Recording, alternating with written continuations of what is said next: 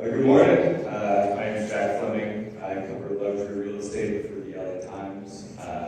We got a fun panel this morning. We're going to talk about the luxury real estate scene, specifically mansions. It's a weird time in luxury real estate right now. Builders and developers go bigger and better. We're still kind of in a weird time right now, post-pandemic. Figuring out who's going to buy what. We have spec developers building 30,000 square foot mansions that no one wants. We have developers thinking about sustainability and how to offset kind of the costs of building some of the biggest homes in America. We have a great panel today. We have two people from Las Vegas and then a perspective from the West Coast and East Coast as well. So yeah, we'll just jump right into it. Starting with Mike, I can just go through and do some introductions really quick. My name is Mike Leipart. I'm the managing partner of the agency. We are a real estate marketing and sales firm, originally based in Beverly Hills, but now we have locations throughout the U.S. I'm Jensen, broker owner of the Jensen company here in Las Vegas. We specialize in selling and marketing real estate. Michael Gardner with LUXUS Design Build. We are a builder here in Las Vegas. Good morning, Johnny Cruz from Robert A. Stern Architects. We are in New York City. I have to say, I flew in last night, and it's so nice to breathe some clean air today. So, great to be here. Glad you think our air's clean. Haven't been to New York? None yet. I thought you were going to say, boy, my arms are tired. Well, yeah, the title of the panel is mansions. So, yeah, I'd love to just talk about that, kind of thinking about, maybe what a mansion was considered 10 years ago. It's a very changing, fluid definition. I'd love to just check in on some of the markets that we have represented here. Maybe starting with you, Rob. Can you tell me about kind of how mansions have developed in Vegas over the past few years and what buyers are really looking for on the luxury end right now? So in Vegas, generally there are definitely some larger projects going on right now, like 55,000 to 80,000 square feet. But generally, 10 to 15,000 is sort of in the top end for a long time because it's generally been confined by the lot sizes here, where you don't have these multi-acre estates. You generally have these high-end communities, the high-end guards, and the lot sizes might be anywhere from a third of an acre to a half an acre. So people definitely want to use this. It's definitely on the top of people's lists, and you're seeing more like pocket doors, higher amenities, that sort of thing. Do the outside, indoor-outdoor living concept. We're talking about gates. Everyone wants gates right now. One set of gates, two set of gates. Is privacy kind of a big thing right now? Yeah, privacy is definitely up there at the top for sure, and then security as well comes along with these gates, guarded gates. Yeah, and then we have Johnny Cruz here who works on skyscrapers. Obviously, mansions are typically thought of as single-family residences, but in the modern day, we have mansions in the sky. I guess, over the past few years, what are you seeing that buyers want in terms of a condo and a high-rise? Well, it is interesting. Let's start off with the fact that, their mansion that's out, 2-3 stories, what have you, that's going to remain. These types of, sorry, can you guys hear me? When you purchase like condominium products, these are really part of their portfolio, I would say. Maybe it's their 10th house, their 11th house, and what have you. And they're more, ways of, in my opinion, storing money or what's the better word, protecting your money. They're investment properties, if you think about it. Now, in terms of expectations, they do want to have all the same finishes, the same things that they have and enjoy with their single-family residence, but they just want to say condominium. So that's the main thing. I'd love to talk about sustainability as well. I think it's top of mind right now with climate disasters. We have wildfires in Canada. The air quality, as you mentioned, in New York is pretty rough right now. The West Coast is always dealing with something. Michael, you designed the 2023 New American Home. It's kind of a showcase of what sustainability can look like in the luxury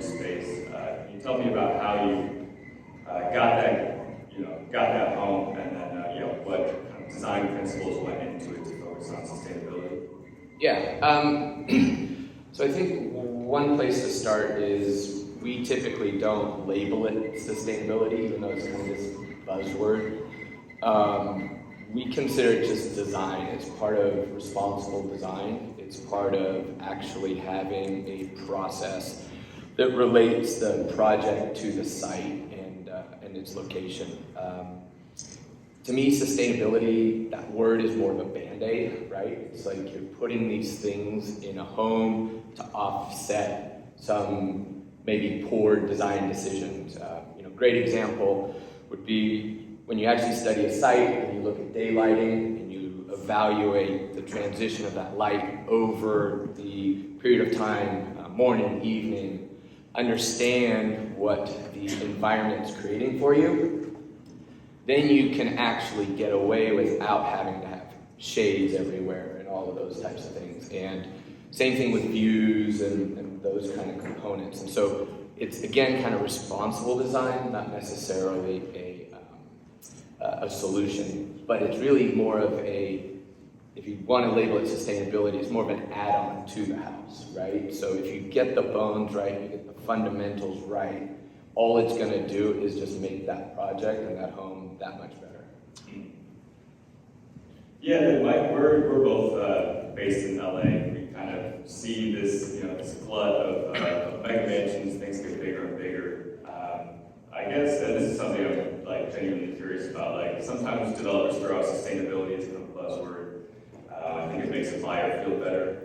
Is there a difference between kind of fake sustainability and a real path to being sustainable in luxury space?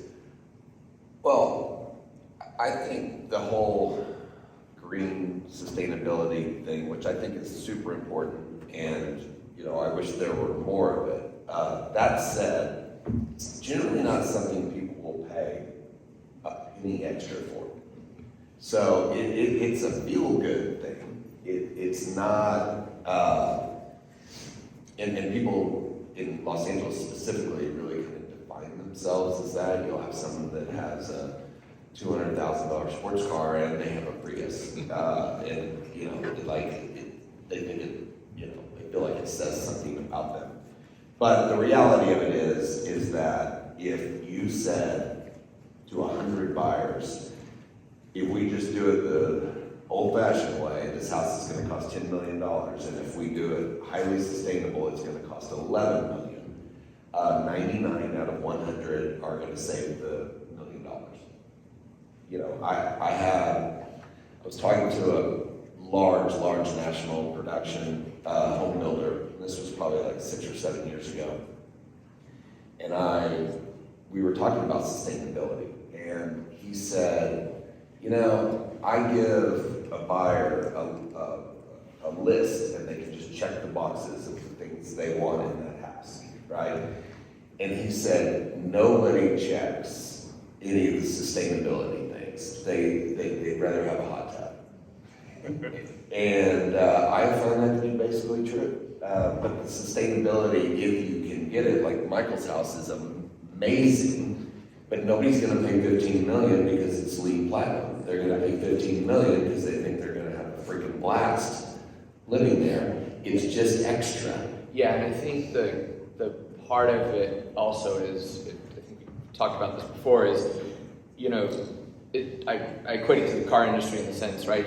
Mike just talked about a Prius. Well, why does a Prius have to look different than any other car, right? And that's what this New American Home is really trying to showcase is, still looks like a home. You walk inside of it. If I didn't tell you that, it produces 15% more energy than it consumes, you would never know. It still it just felt like a home.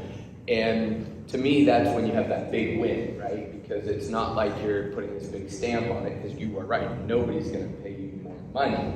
But once they buy it because they love it, they have no problem bragging about the fact that I got a LEED Platinum home, I'm producing more energy. My car that's in the garage, plugged into that charger, I'm charging for free, right? You guys have to go down to the Tesla thing. I was able to, because my energy efficient HVAC, compensate for all of these different things. They love the talking points and the buzzwords, but yes, you're absolutely right.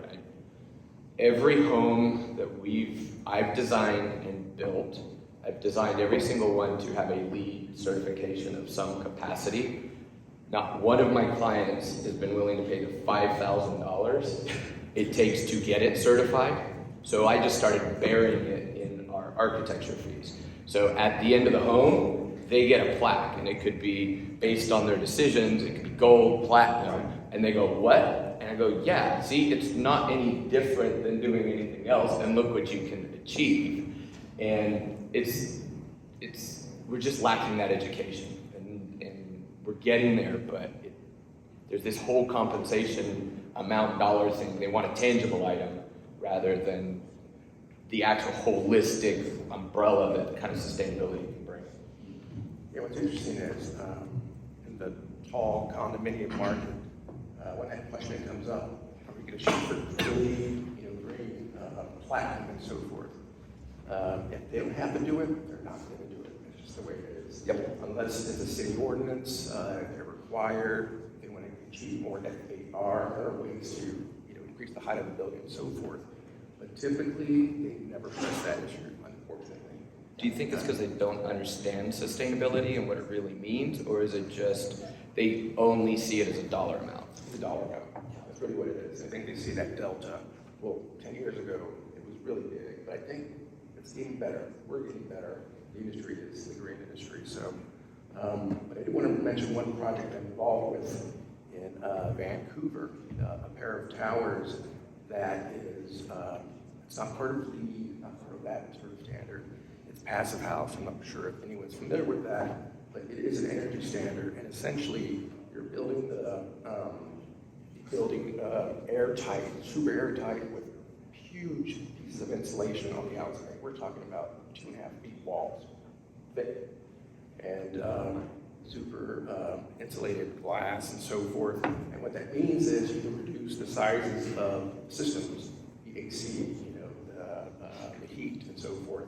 So hopefully that gets done in a couple of years. We'll see, but we're still on track to get that finished. And just to touch on that part, if you go through the process correctly and you actually energy model the building, you truly can understand what and the performance of that house or building is going to be like. And the house on Rockstream, our south and west facing walls are thicker than our north facing walls to compensate for creating insulative qualities that take into account that siding, right? And you don't have to spend all the money everywhere where on the property, I guess is the point, right? Yeah, so buyers want sustainability, at least on the surface. They want, I mentioned, hot tubs, they want pools, pickleball is in right now. If someone's going to spend $30 million on a house, what's in vogue right now in terms of amenities and the extra perks that come with luxury housing? Well, I think you have to, there's really two scenarios. So there are planned communities that have clubhouses and gyms and spas and all that stuff. And so when when a home's being built in a place like that, they don't have to check every box because a lot of those boxes are being checked, by the amenities that the project itself has. But when you get in, say, Beverly Hills or Bel Air or any place like that, then you really do have to, buyers want all of those things in their home. And even when you have a community set up, there's some things they'd probably rather not do around other people, so you will create some redundancy. Listen, wealthy people generally want to try to live for a very long time.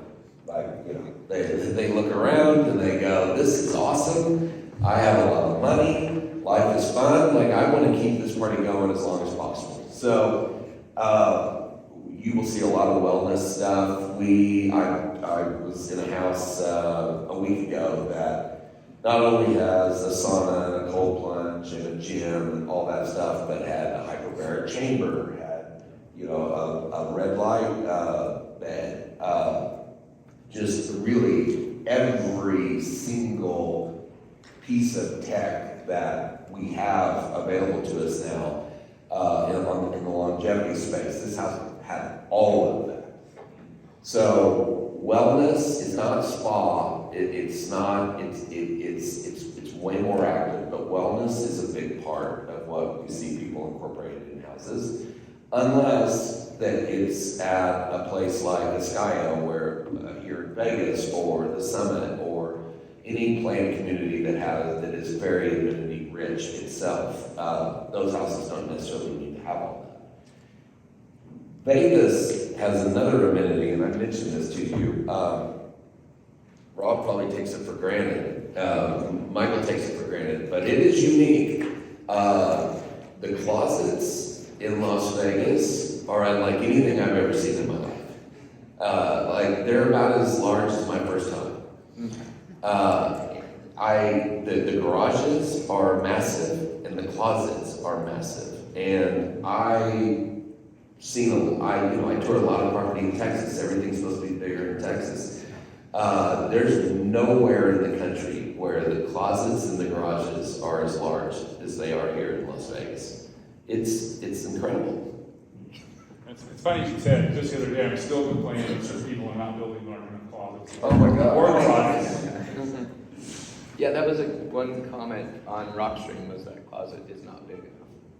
Yeah, and I mean, it's not big compared to some of the other closets that we've seen and done. We actually have one in design right now that's almost 2,800 square feet for the closet. It's 2 stories, and we've been working with Versace and basically creating a closet that mimics a Versace store for this client. And so there's a bar in there, there's lounge chairs, there's display for all of his expensive coats, artwork, things like that. So it's not this like throwaway room anymore. It's like, for him, it's his man cave, and we're putting a golf simulator in there. So and for that closet, it's functional as well as kind of display. But yeah, you're right. I mean, 2,800 square feet is huge. But closets are more important. Like, we sold a project in Los Angeles, it has to be at least 8 years ago, and it was not particularly unique in any way other than it had larger closets. Like, that was its main kind of thing that it had. And interestingly enough, we sold that whole building because somebody walked in and went, finally, this is a place that can hold all my clothes. Because in the condo world, not the only, but the predominant buyer in the condo world is outside of New York City or Miami, where condo living is the standard. They're coming from a single family home, right? And they're downsizing. The kids are off at school, whatever. They don't need all that space. They want to travel more. But the one thing they don't want less of, they're willing to take less of everything. The one thing they don't want less of is their clothes. And so the closets become imperative that they be ample. And I can definitely confirm that in the tall tower world.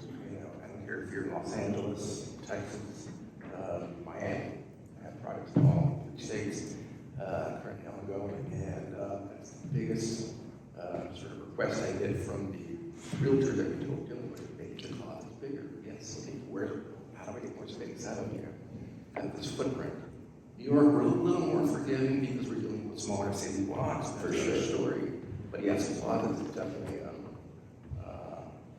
big plus. So we've got closets, garages, and immortality in the form of wellness centers. Yeah, and I mean, and all the other stuff I think is pretty standard. They have, it's completely connected. There is a firm called Delos, which I believe is now part of LEED itself, that has this whole kind of circadian lights and HVAC, and it's got a sensor, and if the air's a little dirty that day, everything runs twice as hard. But I have yet to see that become like a request, right? Like but the normal stuff, the normal luxury stuff, that didn't go away. You know, like you got to do all the stuff we used to do really well, and then you got to add this other stuff. It's nothing faded away. Right. Yeah.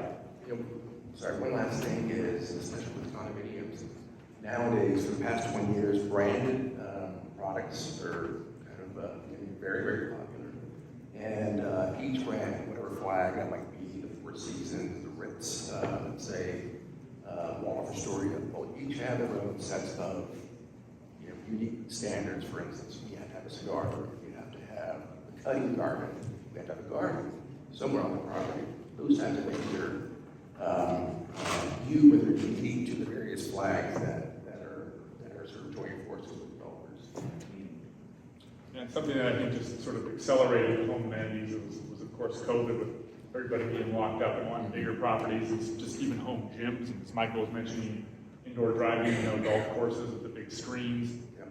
And then something on the sustainability front, like Vegas, a lot of it's being sort of more dictated by the water districts saying more, desert landscaping, and now the pools are limited in size to 600 square feet. So there are some that are still being built that are larger because they're able to get their permits through in time, but that's going to be a big one that's interesting. We'll see how that looks on bigger properties in the future. Yeah, absolutely. And speaking of the pandemic, we're kind of in a weird space with the market right now. It felt like we had these few record-setting years, and then kind of everyone who was going to buy a house bought a house already. Obviously, interest rates are high, but what are the main things that have to happen to get the market back on track? Well, I think what is on track, right? I think that's the discussion. I would argue that the last 2 years the market wasn't on track. The market was off the tracks. It's not supposed to be that easy to sell a $20 million home. It's just not. And you're certainly not supposed to have people lining up and fighting each other to do it. So I would say that was just like a raging party, and now everyone has a hangover. But if you look at anything in a relative term, we are not in a bad spot. The S&P is at 4,300. That is a number that we had when things were going crazy during the pandemic. So people were just as rich today as they were when people were buying real estate like there was no tomorrow, right? So that's not it. And interest rates on any historical level are not that high right now. I'm old, but my first mortgage was 8%. So it's interest rates aren't supposed to be 1.5 or 2 or 3. That's not normal. So the good times are what weren't normal. So we've already seen, we already see it picking back up, but it's not picking back up to get to where it was. That was parabolic. Things that go parabolic come down just as sharp. We're back on a normalized market where if you build something and it's better than everything else and it's reasonably priced, people buy it. If you are way overpriced, they won't buy it. If it's not good, they won't buy it. That's a normal market. So I don't subscribe to a lot of the doomsday stuff unless we're talking about office, and then I subscribe to all of it. But we have seen transactions significantly pick up this year, and I'm very comfortable with where we're at. And just to play off of the interest rates, I always look at the spread, right? So now you can put your money in a money market account and get 3.5%, 4%. That's right. And you're spending 7.5% on your home. Well, it's still 3.5% spread, which is what we were getting before. It's just you don't do that kind of, deductive reasoning to go, we're actually in the same place as we were. You're just not going to put all your money into, you're going to put more money into your real estate now to get it to a number that works, where previously you put as little as possible or as much as possible because you're not making anything in the bank. The slowdown was emotional, was mostly emotional. You know, wealthy people don't want to look stupid. So no one wants to be the guy that bought at the absolute top. And so when things got a little shaky, everyone hit the brakes because they don't want to look dumb. It doesn't affect them. If they pay $1 million more or $1 million less for the house or the condo, it's immaterial. Like, it's not about the money. It's about pride. It's about, you know, looking smart or looking dumb. And that's what hit the brakes on most of the buyers in the luxury space.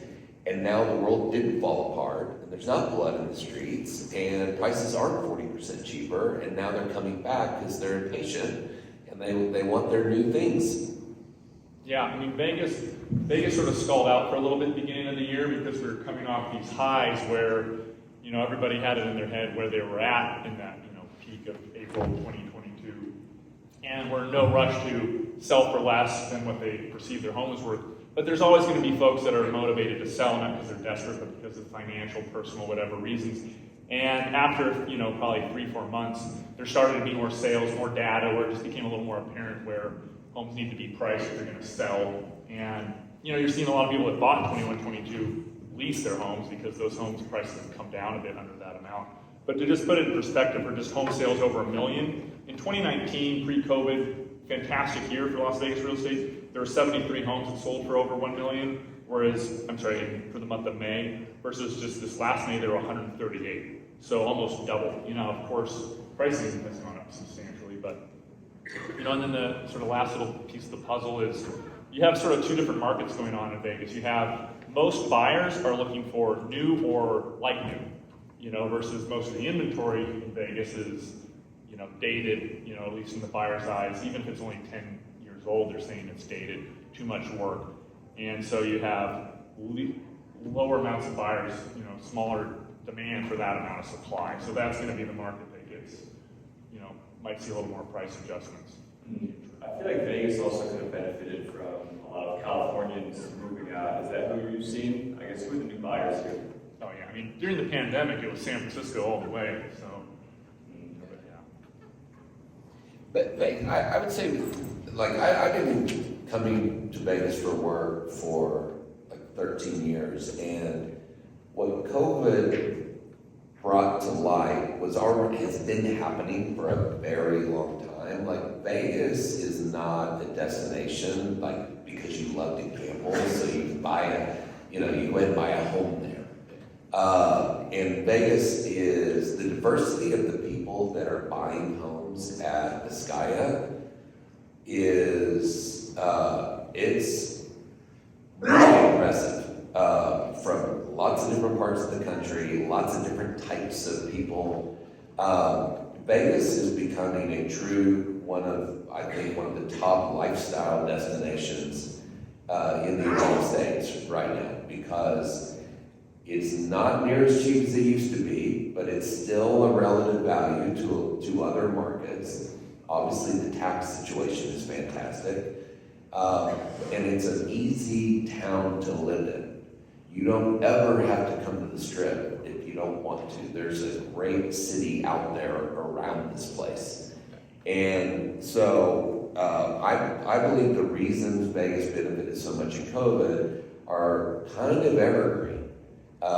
You know, California's, our taxes, and I live in California. I love California. I'm the goofy guy. Like, I'm an unabashed fan of Los Angeles. I love it. I say a bunch of negative things about it, but I love the place. And our taxes aren't gonna get cheaper, right? Like, we're not gonna stop having fires. It's going to be very difficult to deal with all the regulations and all the dumb stuff that, you know, that we can come up with out there. So I believe Vegas's attraction is pretty evergreen. I think you will continue to see net the population grow here. Yeah, and I think it's been very positive for the Vegas luxury market too, because we're starting to get a layer of sophistication here that I don't think we've had on a kind of a mass scale. So we're starting to see higher quality homes, higher quality products going into the homes, and it's that influx of people has only elevated, I think, the market here, which I think also has kept the prices pretty stable. Plus also the fact that construction costs aren't going down. And so for me, one of the concerns I've had in the back of my pocket is once construction costs slide, now there's not that upward pressure on the pricing to keep that stability there. And as we've seen supply chains open, product availability around, we're still seeing construction prices sitting at an all-time high here. And you can't go replace a home for that much cheaper than just buying something that's already completed. And as Michael touched on earlier, it could be 2-3 years from the day you pick a lot to you move into your house. So if you have inventory and it is unique and it's high quality, and it's sophisticated enough to meet the demands of the market that's not necessarily always been in Las Vegas, you have kind of a home run. I think another wrinkle of the pandemic was no one's going to the office anymore. You have these huge commercial buildings that are just sitting empty. Johnny, are you putting luxury condos into these buildings? What's going on? We're looking into that, and I'll give you some context behind that. New York City has a large amount of unused office space. Post-pandemic, people get used to working remotely, decide to stay remote, and then you have these shells of buildings. I forget what the figures are. It's in the millions of square feet that are just empty, sitting there, off walls. So that's a huge problem. Enormous problem. Probably the biggest issue that New York City is facing right now. I think the second biggest issue is housing. Before I get to it, we're looking into converting cities into luxury condominiums. It's housing. I think in the last 10 years, New York had something to the tune of 1.6 million jobs. Units that were available during that time for new construction, 200,000. So that's a huge problem. What are you going to do with that? So there have been lots of discussions with the city, their ads on top of this, trying to figure out, how to solve the issue, this housing issue. People are getting priced out, of course, on those things and so forth. But the issue is we have an office plate. It's deep, it's huge, right? It's not ideal to outfit with rental units, condominiums, those types of things. So what we are doing is rehabilitating existing properties. We just finished a building called Belmore, which is a complete gut renovation. We kept the building, we didn't tear it down. In fact, it was landmarks. We couldn't tear it down, but so it's one of the things that we're trying to use existing stock. This is also speaks to sustainability, right? And adaptive reuse. There you go. And looking for existing apartment houses like that, and doing our work on them. I think what's cool about that too is it allows the architectural industry to really reevaluate what housing is. Right? We've had this kind of kit of parts, and all right, here's a 1-bedroom apartment. It's been like that. You can go to almost every city. They all similarly feel the exact same because it's the same developer moving stuff around the country. When you have a confined, defined, and it's no different than a custom lot, really. It's got these, for all intents and purposes, a box that we've got to put something inside of, right? It starts to evaluate, okay, what do we need to do differently, right? So if you have this huge core in the middle, well, when you look at people in general, we gravitate towards light. Like, you watch anybody walk into a room, they always move towards the light first. It's like this gravitational pull.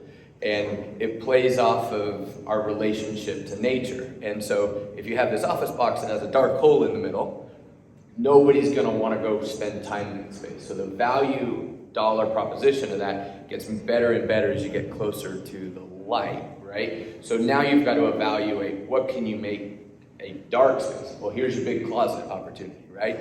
So again, it's those types of reinventing what we thought we knew is what I think is a great opportunity that, we have to elevate and change. But by the same token, I think we have to reconsider how we're doing offices so that they can be repurposed when they, Well, run their lives. the way to solve that is banks need to stop loaning money to people to build offices. That's the part that makes me crazy. Right. It is very hard as a developer to get a loan to build a condominium building. It's very hard. And yeah, we all understand that every major city in the U.S. is underhoused, and it's just a matter of how significantly it's underhoused, but they all are. And building less isn't going to help, right? Like that just makes it more expensive. Even if we're building expensive stuff, not building that expensive stuff makes everything more expensive. And it's very hard to get a loan to do that. It's a little bit easier to get an apartment loan. That's why you see so many apartment buildings being built now where it used to be that would have been a condominium building. But the easiest loan to get is an office building. And why that is stunning to me. Like, look around. We're not going there anymore.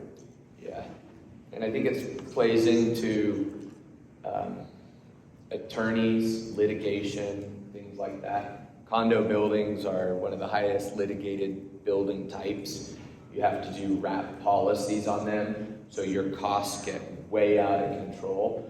And if you're a bank, right, and you're lending on something and it's going to take, whatever the sellout is, you're tied to that development, which means that you're going to be part of this potential litigation, where office space is a asset that someone's leasing out, and you're not going to be jumping onto that, litigation bandwagon. And also, my experience has been the amount of cash outlay to go get a loan for a condo project or anything that's resellable is so much more that it. But I'm willing to bet that if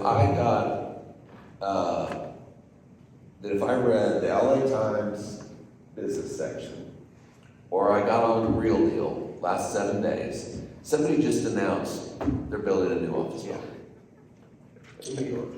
I mean, it's just, it makes no sense. Yeah, and I would say all of our luxury clients that we're doing homes for right now, not one of them says they go to the office every day. And that's really influenced the design of our homes. So we have indoor office spaces, right? And they're not big anymore. A lot of our clients are hanging out in a covered patio with their feet in the pool, on their laptop, doing Zoom, enjoying their environment. And it's definitely not like I'm getting in my car, driving to the office anymore. Everybody got used to collaborating over Zoom, and one test I always do is I walk clients through one of our homes and say, tell me what size you think your bedroom or office needs to be. Okay? Oh, it's got to be, this big. So I walk into this room. I go, how does this feel? Oh, this is a perfect size. I said, this is 35% less square footage than you told me you needed, right? And I think that plays into where we were talking initially about mansions and square footage. I'm seeing a huge contraction in inside square footage to having outside larger outdoor spaces because people are actually working out there. We have time for a few questions. Yeah. You mentioned some sustainability and space and homes, but what about security? Given the pandemic, climate change, wildfires, you have social unrest, rising crime rates, you have Paul Pelosi getting attacked. What do you see as far as safety? Thank you for bringing that up, because security, I would say, is number one. I'd say every single thing that I've waxed on about up here is actually secondary to security. security, I believe now is the number one box that has to be checked. We just, whether we live in a different time or we just perceive that we live in a different time, regardless, that is the number one item. You have parents buying their college kids $2 million condos because it's secure for them to go to college. Like the amount of money that is spent on security, it's not an accident that Rob, when he introduced himself, said he specializes in gated communities, right? Like that implies something. So security is number one. Every hyperbaric chamber, that's like 19, okay? You have to feel safe. Yeah, I mean, absolutely. It's interesting too, because a lot of folks come from other states where it's these communities with a guarded gate out front is not very common. And then they sort of get up to speed in Las Vegas, where it's also just a lot of the communities, such as the Sky and the Summit, where a lot of these custom homes, golf course, view lots are behind these guard gates. So kind of original old school Vegas down on like Tommy where the Sultan used to live, and had a place along with Mike Tyson. Yeah, Mike Tyson and Costa Shenandoah, Wayne Newton. Yeah, but it's like those are definitely not as in vogue these days. Maybe it'll come back, but these guard gated communities where they really put a lot of effort into not just the people up front, but the roving security, and that's really just become a thing. Because for many reasons, whether they're leaving their home unattended or they've just got their kids at home by themselves or a family member at home with the kids, they just like to have that safety. Yeah, and I think design can play a huge role into that as well. When you have these view lots, the back of these homes to the view are all glass. So if you can see all the way into a lot of these homes, and so you can see whether someone's home or not. The lights are on, the lights are on.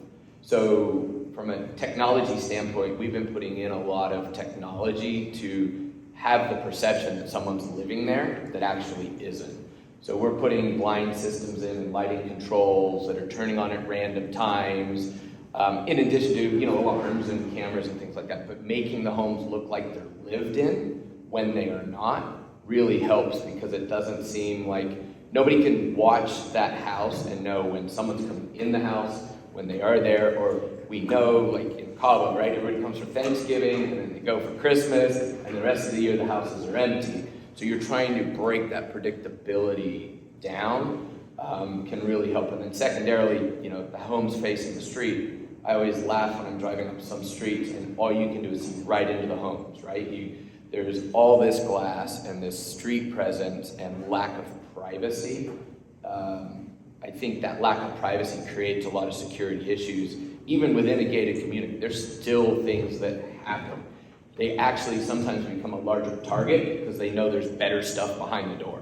So if they can get in, they actually want to go there and versus other parts of the community.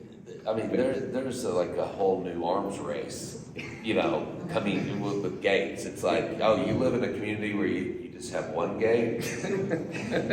I there's two gates at my house, and we sell a gated community here, and I would say, not everyone, but there are a lot of requests to put a gate at their house, or hey, if I buy all the lots on this street, can I gate it? Can I gate the street? It's a gate within a gate within a gate. But yeah, security is number one. Yeah. Is there seeing more safety, like what's the fallback rules? Yeah, I mean, number one, it's an unfortunate topic that we had to bring this up and address this, but I do agree it's important right now. And in terms of the condominium towers that I work on, one of the things we do incorporate are drop-offs, secure drop-offs, portable share, if you will. And those typically have gates. They are open in the daytime, but they're closed at night. Now, once the car comes in, so you have a car, you have valet, and so forth, there are a number of attendants. It's just the caliber of the buildings that I'm talking about right here. The doorman, the concierge, few levels of security that's folded into the project. But in a perfect world, we would not need gated communities or gates, but it's the reality right now. Yeah. Yeah, we have time for one more quick one. Yeah, part of the security conversation is resilience. And, you know, in an era where your private jets may not be able to take off because airspace is closed for smoke from Canada, or the runways are flooded, you know, from a recent storm, what are the must-have resilience features for mansions today? Jonathan, want to Yeah, stab on the council side? Some of the things that aren't going to be done right now, there was a time we had emergency generators in basements on first floors. Now what I'm seeing and what we're trying to do is raise that up. You know, seas are rising and we will see more floods, but the emergency equipment, life safety, those types of things, we are locating those systems further up the building. Now, is it taking away from valuable sellable space? Yes, but it's the right thing to do. So those are some of the things that I see happening right now, especially in the taller condominium projects. And then on the single family side, you see a lot of redundancy. Just, you know, this is how this works, and if it doesn't work, we have a whole other system, and that's how it works. Like, so you see a lot of redundancy. And, you know, to your point, like, there are systems out there now where if there were a wildfire and there is a lot of smoke in the air, like your HVAC knows how to handle that. Like, you know, you're still breathing clean air inside the house. So there, clean water, electricity, all that stuff. On the really high end, you're seeing complete redundancy in those houses. Yeah, the homes we do, you can have, everything's got a, you know, MERV 13 filters. It's built so tight that you have to bring in the fresh air, you can stop the fresh air, but there's 10 units that heat or cool the home. So if there is somewhat of a collapse with the energy grid, there's solar battery backups, and then our systems will take a certain part of the home and just heat or cool and keep those refrigeration working so you don't lose food and things like that. But we evaluate what are the most important spaces to have that redundancy, because it is a waste to make the whole house redundant. For sure. And also, you know, you, like all things luxury real estate, you know, you can just take it to a stupid level. And at some point, you just have to ask yourself, well, would it even make sense to try to survive that? Right? Like, you know, like if we were really in that bad of a spot, do I even want to be here? You know, so, you know, so like if I lived in Texas, I would definitely, you know, when the energy grid seems to kind of go in and out on a whim, I would certainly want, you know, batteries and backup and, you know, all that stuff. But there is a certain level of, well, if the event is that catastrophic, you know, I'm not even sure I want to survive. Good note to end on. Yeah, But let me tell you about wellness. That's all we got. Thank you so much for